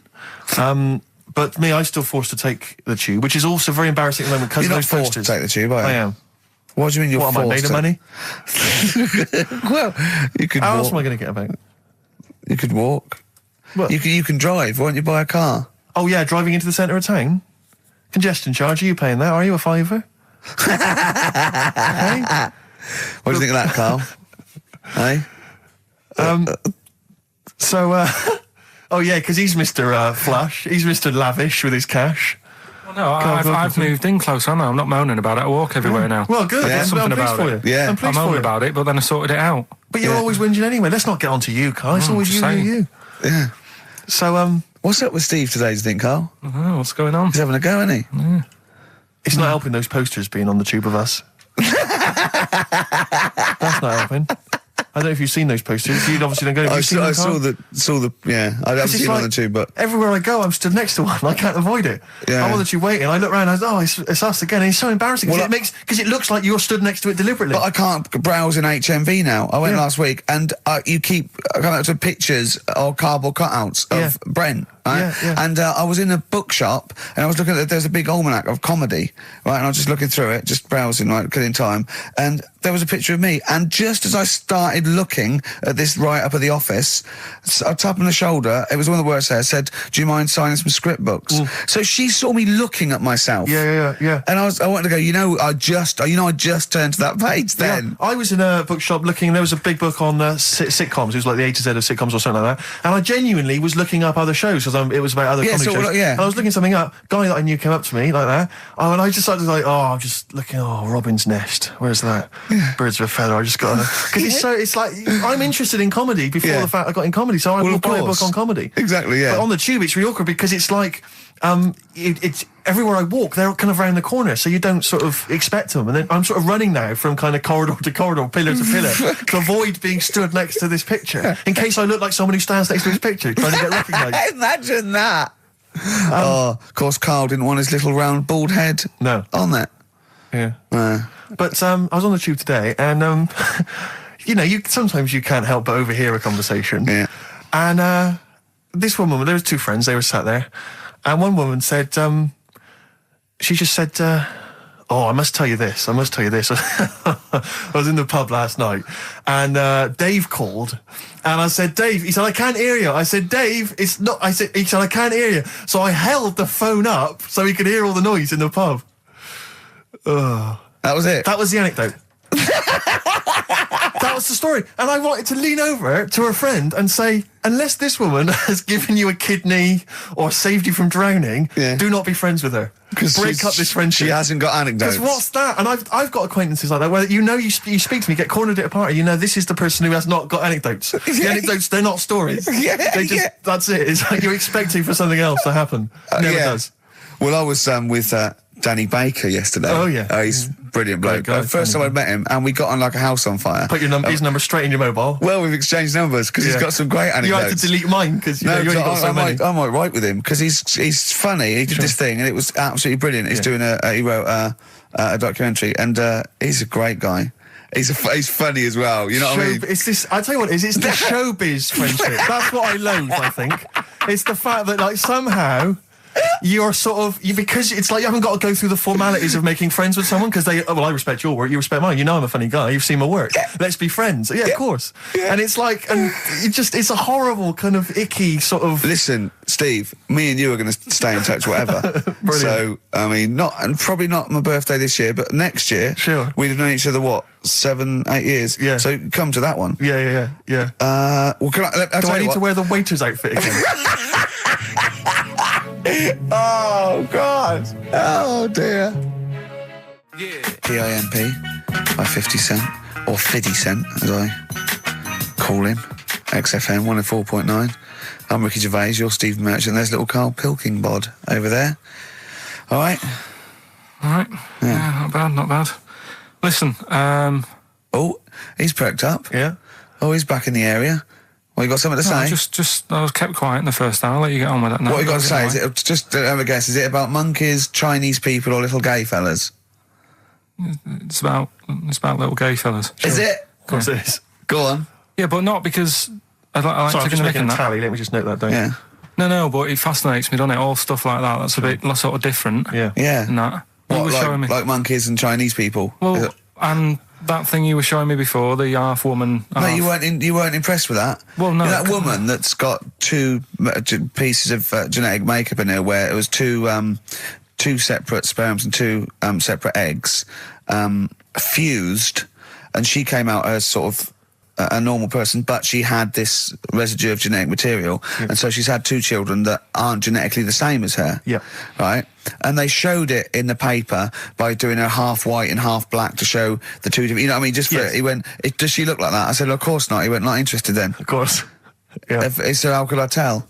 Not interested in that at all. Yeah. If I'd have said she'd given birth to a monkey, fascinated, Yeah. straight away. Well, anyway. Go on. But that's what I'm saying. I'm just interested in weird stuff, right? Yeah. Talking So about, am I. That's about why you're little- on the show. Talking about little gay fellas and that. Yeah.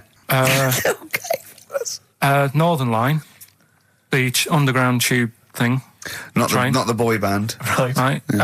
Apparently, on a Saturday night late, I don't know what that is.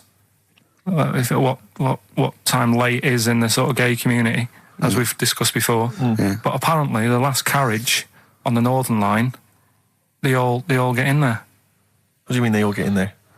They sort of take over the last carriage of the Northern Line on a Saturday night, Right. and it's like the gay carriage. Right. And what exactly do? They just travel about on the Northern Line? I don't know, just have a chat and that, and like just you know, Stick on the take- communards? How do you know? someone tell me.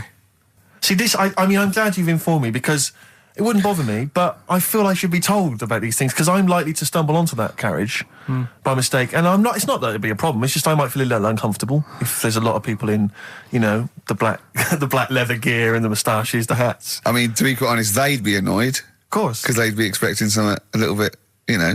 What do you mean? Wow. They're good looking, most of them. Sure.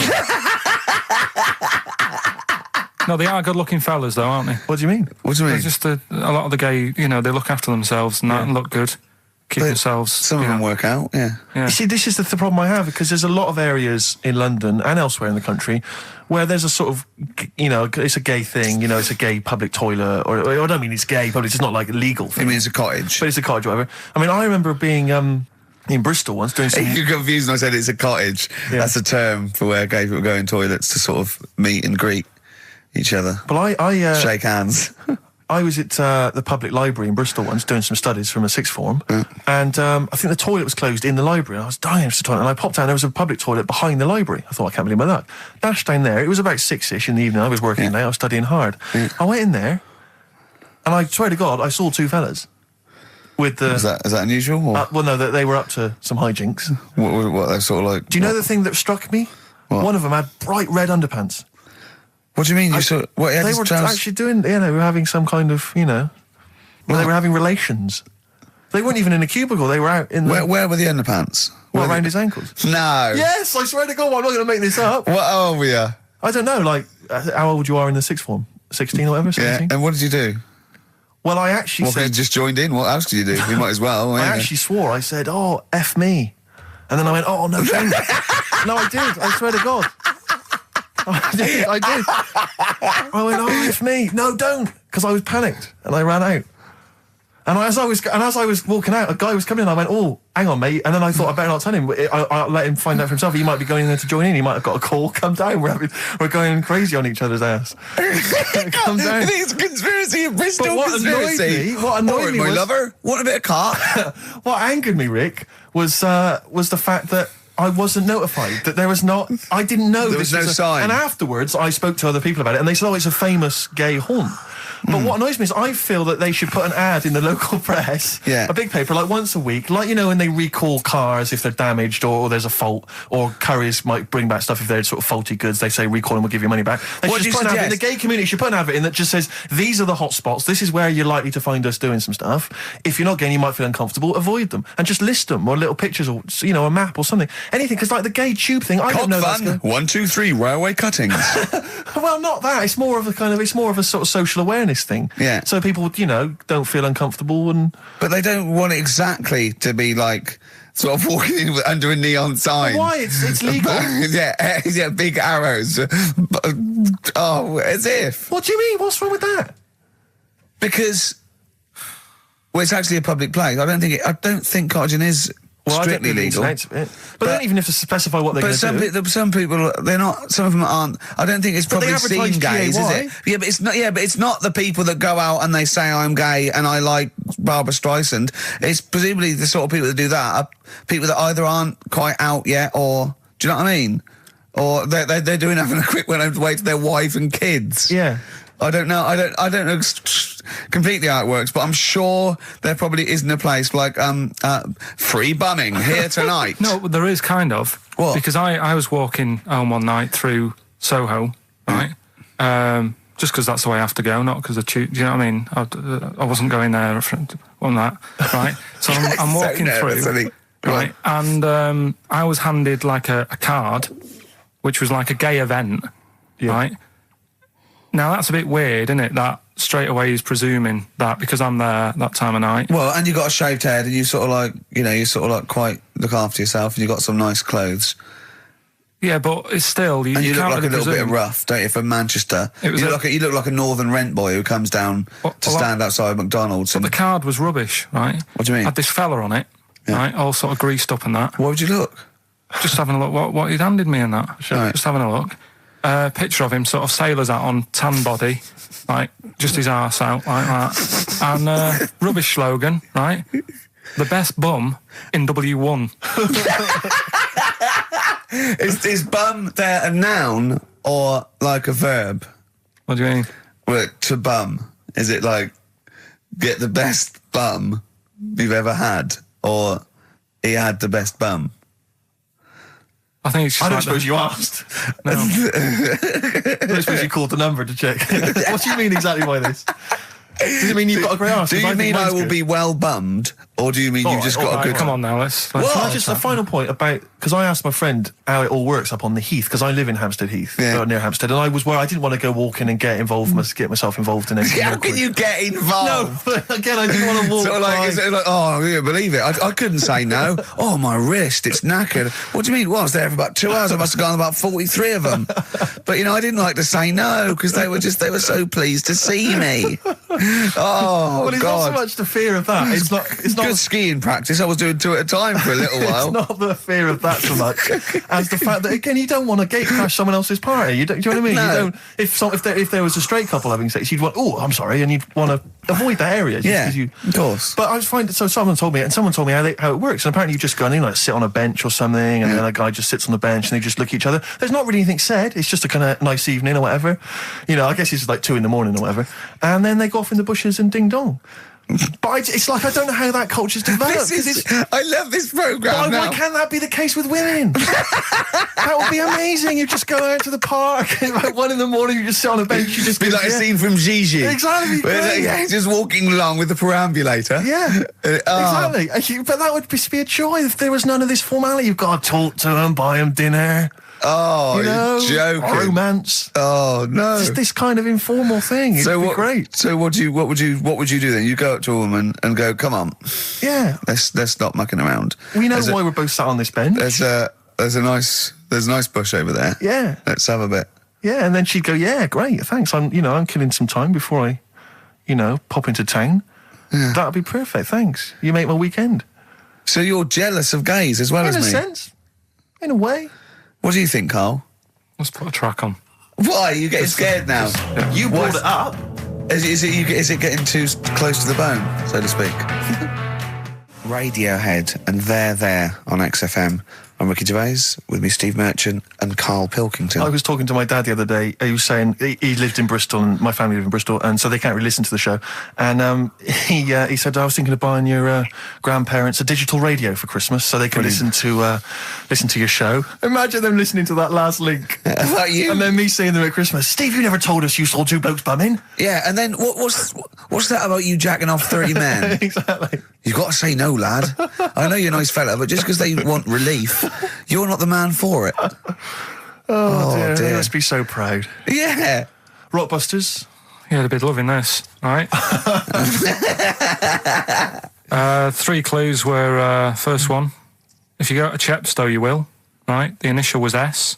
That was seahorses. All right? That was the answer there. I'll give you that. That's fair enough. I'll give you that. E.T.'s upset. What's wrong with E.T.? What's wrong with him? Yeah, right. The initials M.E. Yeah. What's up with him? He was Missy Elliott. All right, Elliott. Doesn't count at all. What? Doesn't count at all. Missy Elliott. You know what I mean? What's wrong with E.T.? What is that with him? No, just let him explain it. Sorry, Karl, do it again. I wasn't listening. Do it again. Elliott, yeah. Who's in E.T.? Yeah, we'll just do the clue again. Right. E.T.'s upset. So he's looking a bit sad and that. What's up with E.T. him? the extraterrestrial? Yeah. Yeah, go on. Right, and his mate, Yeah. who's in it's called Elliot. Yeah. Right, he's upset. What's up with him? Well, he's Missy Elliott. Missy Elliott, what's she got to do with it, though? I don't understand. No. The way you'd say it, you'd say, what's up, E.T.? And it'd go, oh, Missy Elliott. Why would he Missing. mention her? I don't understand. Was it a thing in the film? Missing. She wasn't even around. Missing? Oh, Missing Elliott. Oh, no. That makes sense, Carl, but she's not called Missing Elliott. Well, it's meant to be about rock Cryptic, stars, that's what I though, always isn't it? Missing Elliott, isn't it?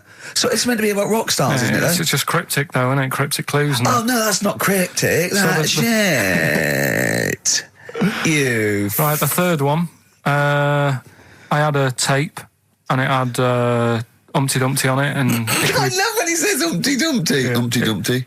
Hickory Dickory Dock and that. Yeah. But the tapes broke. Yeah. That was BR. Buster Rhymes. Say that again, I dozed off. Sorry, I don't understand. What do you mean? Who's the winner, Steve? No, it doesn't. No, do you mean busted? Buster. Well, it's kind of like that. Cryptic. No, it's not. No, cryptic doesn't mean change it, so it's not the same. Steve, who's the winner? We got loads of right answers, so... It's interesting, this email Weird, system, isn't it flashes up suspected spam. If it, spam is that stuff that gets sent around the internet. Yeah. And it flashes that up if it thinks it's going to be a spam email. And every time it comes in with a Rockbusters answer, it just says suspected spam. In a sense. In a way. Let's give it to Catherine Jakeways from Hackney. She's got those answers. Rubbish. Absolute rubbish. Do you know, talking about your parents listening, Karl was in Heat this week, and they mentioned that he does this thing on Sky. What is it? It was this thing with Richard Bacon, some programme about watching telly, and you just talk about what you're watching and that. And he was annoyed because he said because his parents are there, and so he's not doing it. He's not going to turn up because they mentioned it in Heat. And so his parents might watch. Yeah.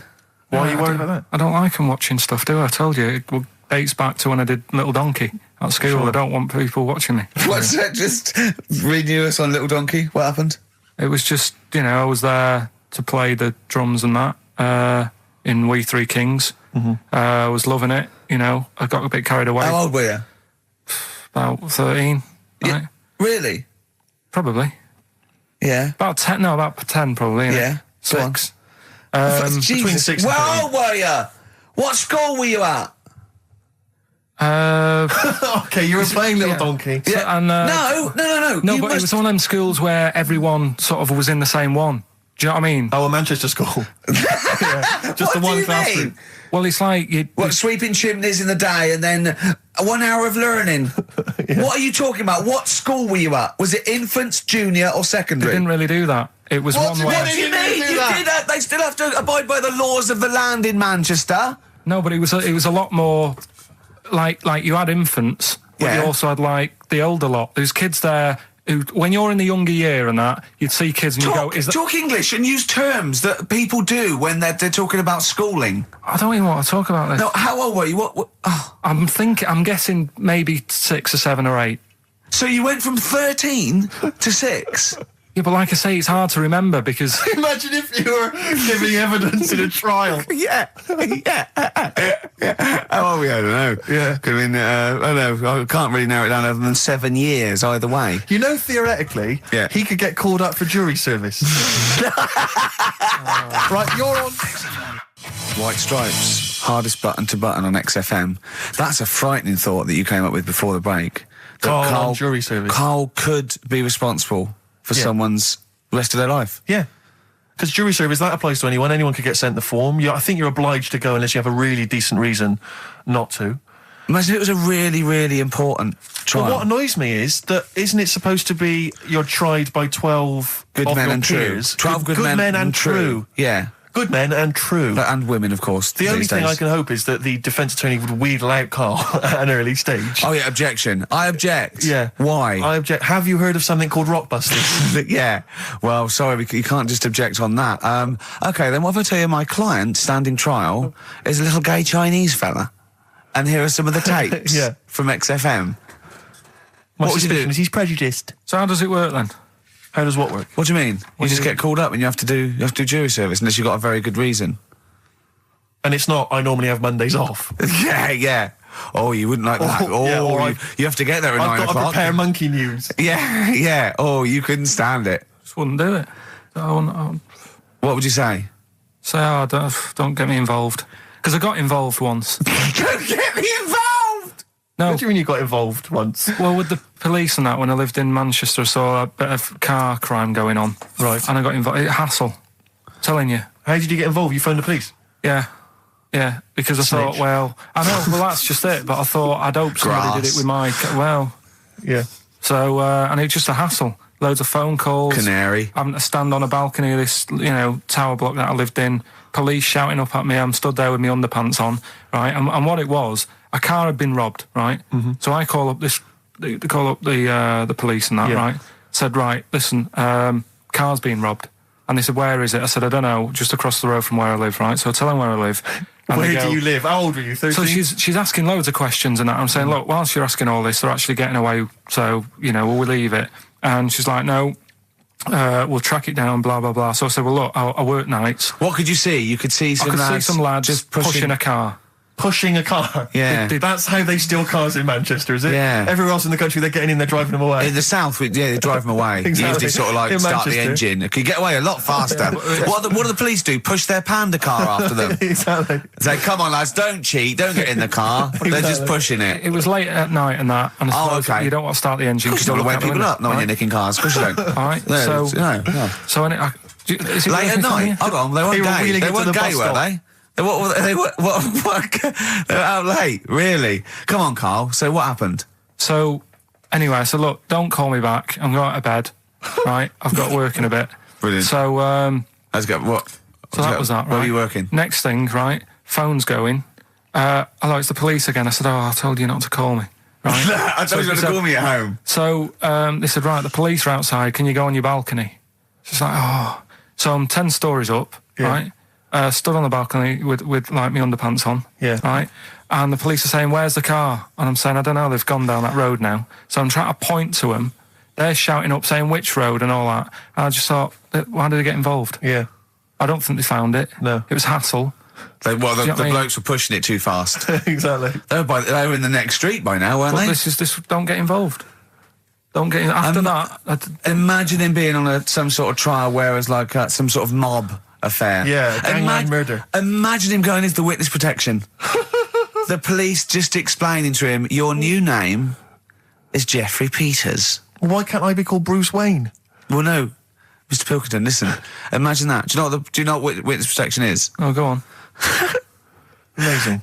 Look, it's when, supposing you were to give evidence against the mafia, right? You've done a job for them and now you have to give evidence against them, right? Right, well, if you're going to do... I mean, all I did was 2 kids nicking a car.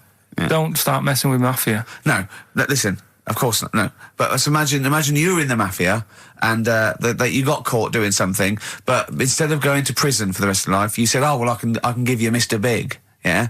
So they go, okay, give us Mr. Big and we'll let you off, right? So the police go, right, okay. I got handed this leaflet in Soho. So you go, well, I'll give you names. They go, right, will you give evidence in court? And you go, yeah. They go, right, we'll have to get you away because you'll be done for. So you give us all the names of Mr. Big, right? We'll give you a new identity, a new passport. We'll let you go and live in Canada for the rest of your life with Suzanne, right? So why have I got to do all that? Because they'll bump you off, won't they? How did you know it was me? They'll find Because out. you have to give evidence in court.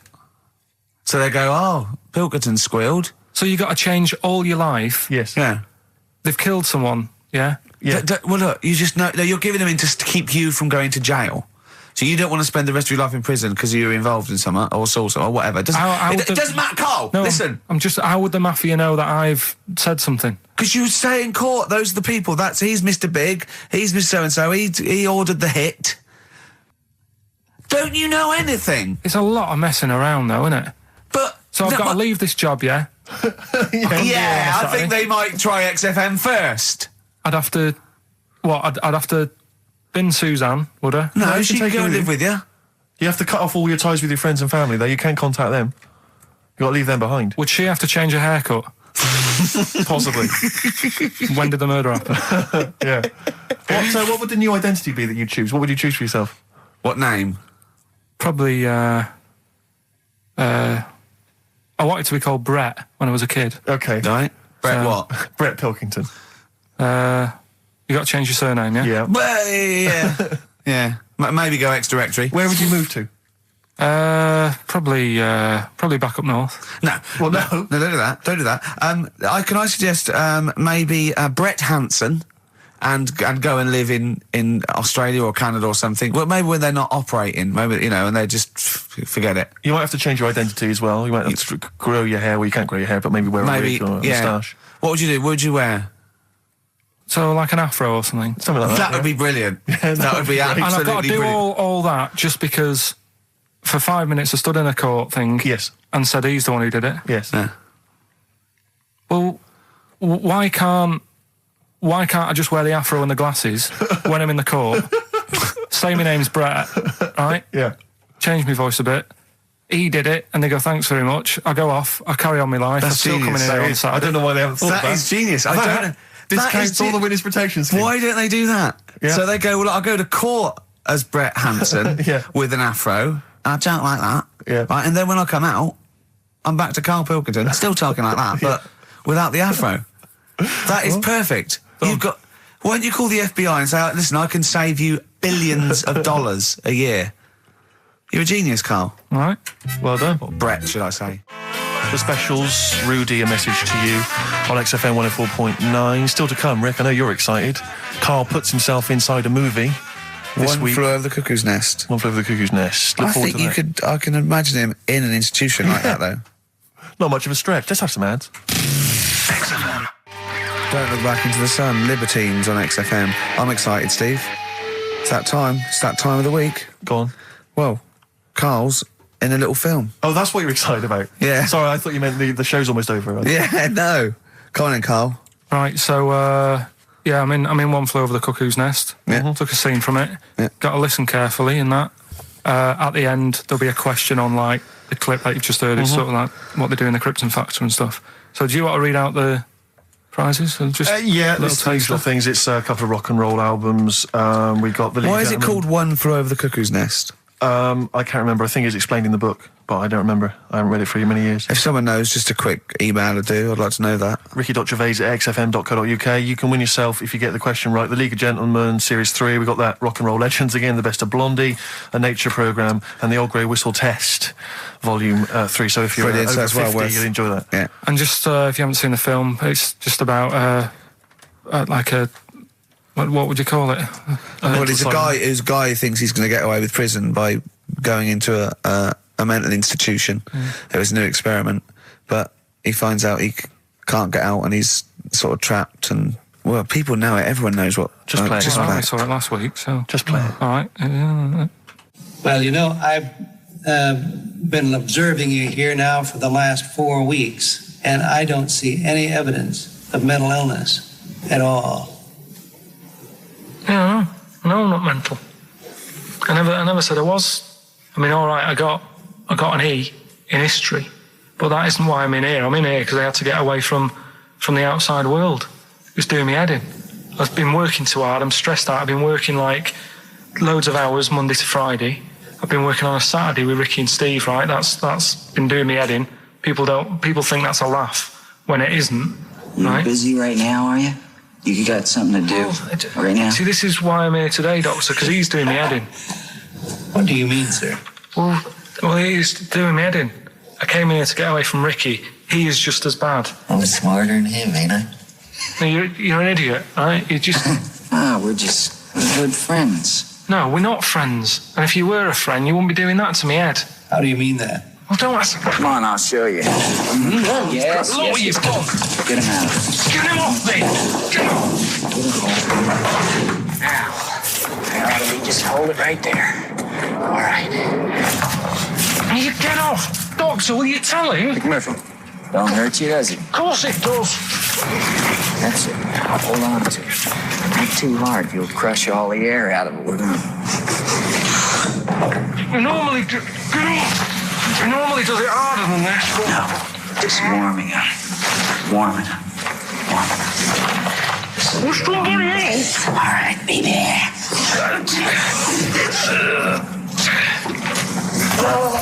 Get off! See what I mean, Doctor? That's what he's doing every day.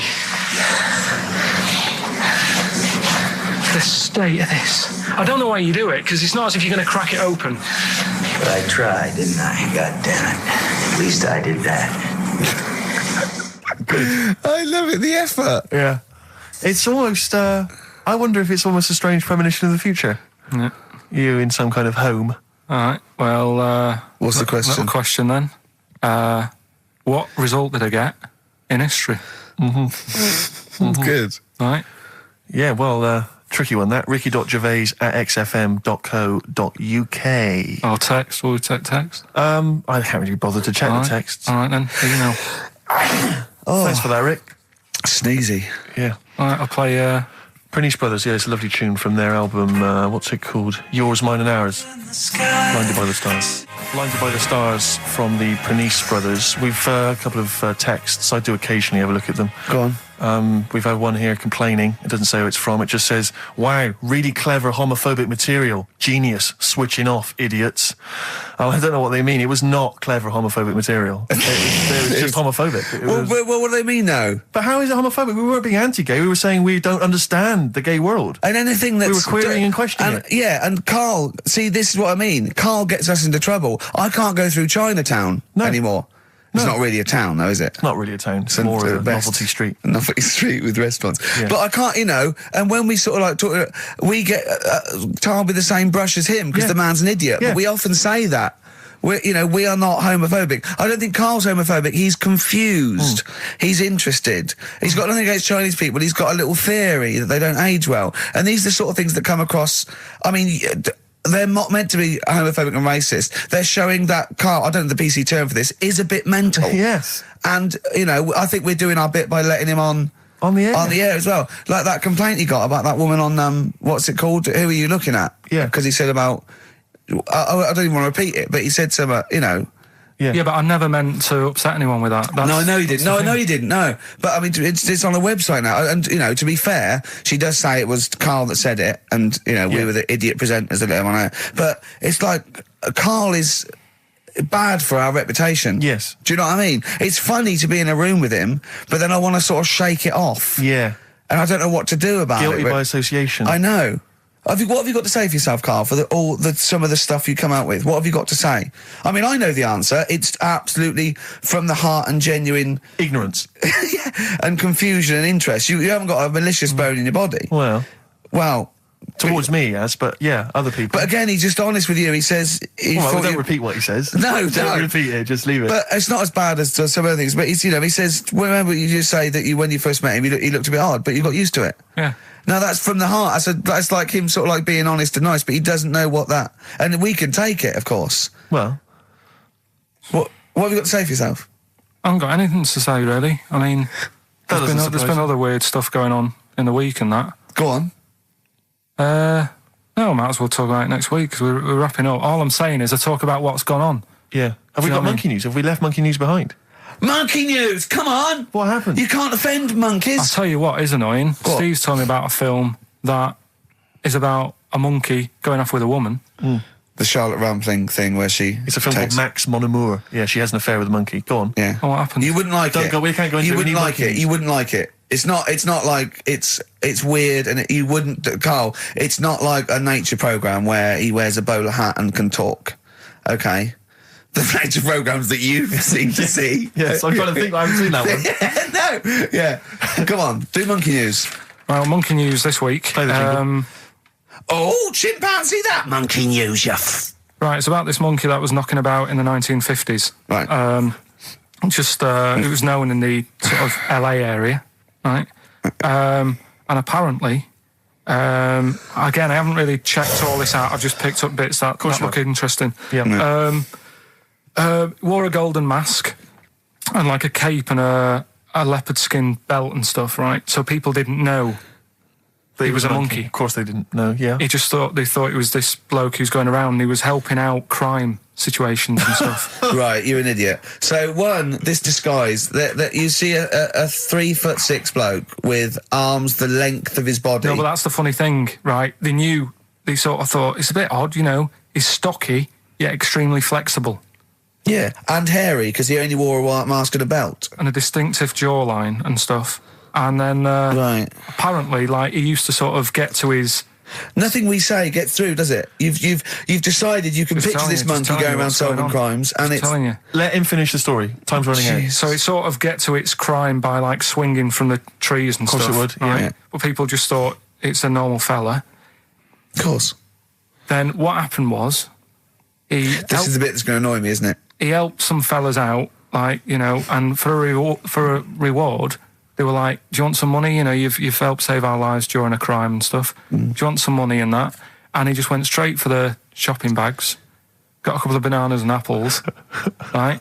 And as he was bent down, looking into the bag, getting the bananas and apples, they pulled his mask off. Little monkey.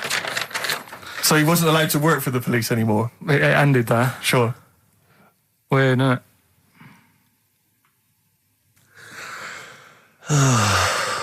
Rick, can I tell you the meaning of One Flew Over the Cuckoo's Nest?